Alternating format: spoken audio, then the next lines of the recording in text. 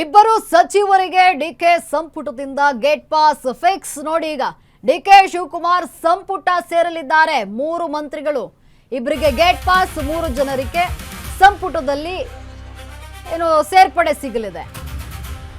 ಇಬ್ಬರು ಸಚಿವರಿಗೆ gate pass ಸಿಗುತ್ತೆ ಡಿಕೆ ಸಂಪುಟದಿಂದ. ಡಿಕೆ ಶಿವಕುಮಾರ್ ಸಂಪುಟ ಸೇರಲಿದ್ದಾರೆ. 3 ಮಂತ್ರಿಗಳು. ದೆಹಲಿಯಲ್ಲಿ ಈಗ ಸಂಪುಟ ವಿಸ್ತರಣೆಯ ಕಸರತ್ತು ಮುಂದುವರೆದಿದೆ. ಬಂಡೆದ್ದ ಶಾಸಕರ ಕಾಟಕ್ಕೆ ಕಾಂಗ್ರೆಸ್ ಹೈಕಮಾಂಡ್ ಬೇಸತ್ತಿದೆ. ಅನಿವಾರ್ಯವಾಗಿ ಇಬ್ಬರು ಸಚಿವರಿಗೆ ಕೋಕ್ ಭಾಗ್ಯ ಸಾಧ್ಯತೆ ಇದೆ. ಇಬ್ಬರಿಗೆ ಕೋಕ್ ಕೊಟ್ಟು 3ರಿಗೆ ಚಾನ್ಸ್ ಕೊಡ್ತಾರಾ? ಇಲ್ಲಿ ಒಂದೇ ಕಲ್ಲಿನಲ್ಲಿ 3 ಹಕ್ಕಿಯನ್ನ ಹೊಡೆಯಲು ತಂತ್ರ ನಡೆದಿದ್ಯಾ ಅಂತ ಸಿಎಂ ಡಿಕೆ ಶಿವಕುಮಾರ್ ಮಾಡಿರುವ ಆ ಪ್ಲಾನ್ ಎಂಥದ್ದು ಅನ್ನುವ ಪ್ರಶ್ನೆ ಇದೆ. ನೋಡಿ, ಇಲ್ಲಿ ಸಚಿವ ಸಂಪುಟ ವಿಸ್ತರಣೆ ಆಗಿದ್ದು ಕಾಂಗ್ರೆಸ್ನಲ್ಲಿ ಅಲ್ಲೋಲ ಕಲ್ಲೋಲ ಉಂಟಾಯಿತು. ನಾನು ರಿಸೈನ್ ಮಾಡ್ತೀನಿ, ನನಗೆ ಸಚಿವ ಸ್ಥಾನ ಬೇಕೇ ಬೇಕು ಅಂತ ಶಾಸಕರು ಹಠ ಮಾಡಿ ಕೂತಿದ್ದಾರೆ.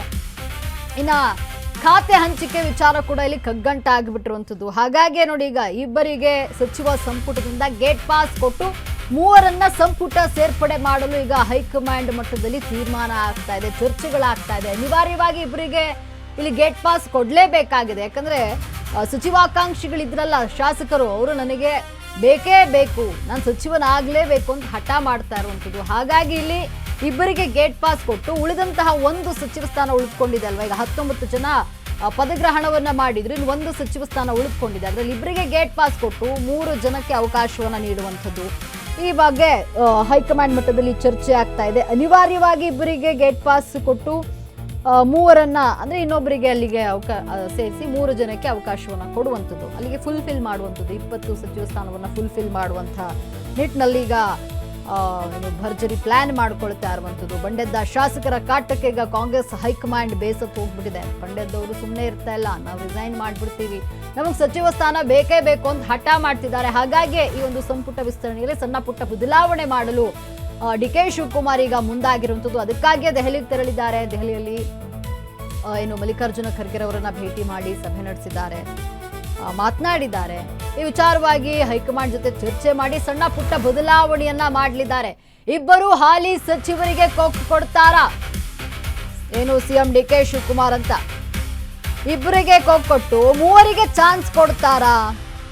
ಬ್ಯಾಡಗಿಯ ಬಸವರಾಜ್ ಶಿವಣ್ಣನವರ, ಬೆಳಗಾವಿಯ ಹೆಬ್ಬಾಳ್ಕರ್ಗೆ, ವಿಜಯನಗರದ ಶಾಸಕ ಎಂ ಕೃಷ್ಣಪ್ಪಗೆ ಚಾನ್ಸ್ ಸಿಗುವಂತಹ ಸಾಧ್ಯತೆ ಇದೆ. ಆದ್ರೆ ಇಬ್ಬರು ಹಾಲಿ ಸಚಿವರಿಗೆ ಕೋಕ್ ಕೊಡಲು ಈಗ ಕಾಂಗ್ರೆಸ್ ನಿರ್ಧರಿಸಿದೆ. ಆ ಮೂಲಕ ಒಂದೇ ಕಲ್ಲಿಗೆ 3 ಹಕ್ಕಿಯನ್ನ ಹೊಡೆಯಲಿದ್ದಾರೆ ಡಿಕೆ ಶಿವಕುಮಾರ್ ಇಲ್ಲಿ. ಯಾಕಂದ್ರೆ ಇಲ್ಲಿ ನೋಡಿ, ಬ್ಯಾಡಗಿಯ ಬಸವರಾಜ್ ಶಿವಣ್ಣನವರಿಗೆ ಸಚಿವ ಸ್ಥಾನವನ್ನು ಕೊಟ್ಟಿಲ್ಲ ಅಂತ ಹೇಳಿ ಮಾಜಿ ಸಿಎಂ ಸಿದ್ದರಾಮಯ್ಯನವರು ಕೋಪಗೊಂಡಿದ್ರು, ಮೌನ ವಹಿಸಿದ್ರು.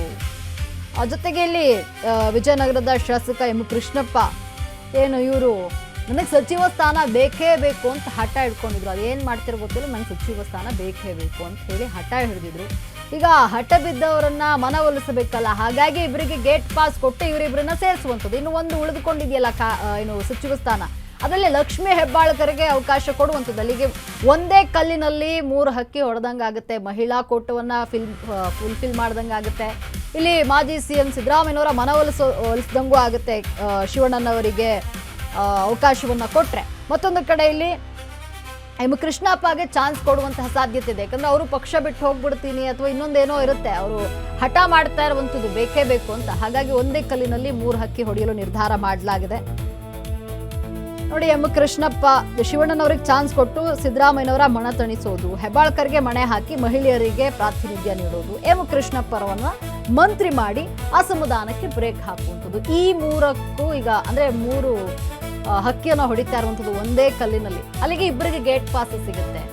ಹಳಬರಿಗೆ ಗೇಟ್ ಪಾಸ್ ಕೊಟ್ಟು ಹೊಸಬರಿಗೆ, ಅಂದ್ರೆ ಈಗ ಏನು ಮುನ್ಸ್ಕೊಂಡಿರುವಂತಹ ಶಾಸಕರಿದ್ದಾರಲ್ಲ ಅವರಿಗೆ ಮಣೆ ಹಾಕ್ತಾ ಇರುವಂಥದ್ದು, ಮಹಿಳಾ ಕೋಟವನ್ನ ಫುಲ್ಫಿಲ್ ಮಾಡುವಂಥದ್ದು, ಸಿದ್ದರಾಮಯ್ಯನವರ ಮಣ ತಣಿಸಲು ಶಿವಣ್ಣನವರಿಗೆ ಚಾನ್ಸ್ ಕೊಡುವಂಥದ್ದು. ಇನ್ನು ಎಂ ಕೃಷ್ಣಪ್ಪನವರನ್ನ ಮಂತ್ರಿ ಮಾಡಿ ಏನು ಅಸಮಾಧಾನಗೊಂಡಿದ್ದಾರಲ್ಲ ಅವರನ್ನ ಸಮಾಧಾನ ಪಡಿಸುವಂತಹ ಕಾರ್ಯಕ್ಕೆ ಮುಂದಾಗ್ತಾ ಇರುವಂಥದ್ದು ಡಿಕೆ ಶಿವಕುಮಾರ್. ಅದಕ್ಕಾಗಿಯೇ ದೆಹಲಿಗೆ ತೆರಳಿದ್ದಾರೆ. ದೆಹಲಿಯಲ್ಲಿ ಮಾತುಕತೆಯನ್ನ ಮಾಡಿರುವಂಥದ್ದು. ಇಲ್ಲಿ ದೆಹಲಿಗೆ ತೆರಳಕ್ಕಿಂತ ಮುಂಚೆ ಮಾಜಿ ಸಿಎಂ ಸಿದ್ದರಾಮಯ್ಯನವರ ಜೊತೆ ಸುದೀರ್ಘವಾಗಿ ಚರ್ಚೆ ಮಾಡಿದ್ದಾರೆ ಈ ವಿಚಾರವಾಗಿ. ಯಾರಿಗೆ ಅಂದರೆ ಯಾರಿಗೆ ಮಂತ್ರಿ ಮಾಡಬೇಕು, ಇಲ್ಲಿ ಏನು ಬದಲಾವಣೆ ಆಗಬೇಕಾ ಏನು ಎತ್ತ ಅಂತ ಹೇಳಿ, ಜೊತೆಗೆ ಖಾತೆ ಹಂಚಿಕೆ ವಿಚಾರವಾಗೂ ಕೂಡ ಚರ್ಚೆಯನ್ನು ಮಾಡಿರುವಂಥದ್ದು. ಖಾತೆ ಹಂಚಿಕೆ ಕೂಡ ಈಗ ಕಗ್ಗಂಟಾಗಿ ಉಳಿದುಕೊಂಡಿದೆ, ಹಾಗಾಗಿ ಚರ್ಚೆಯನ್ನ ಮಾಡಲಾಗಿದೆ.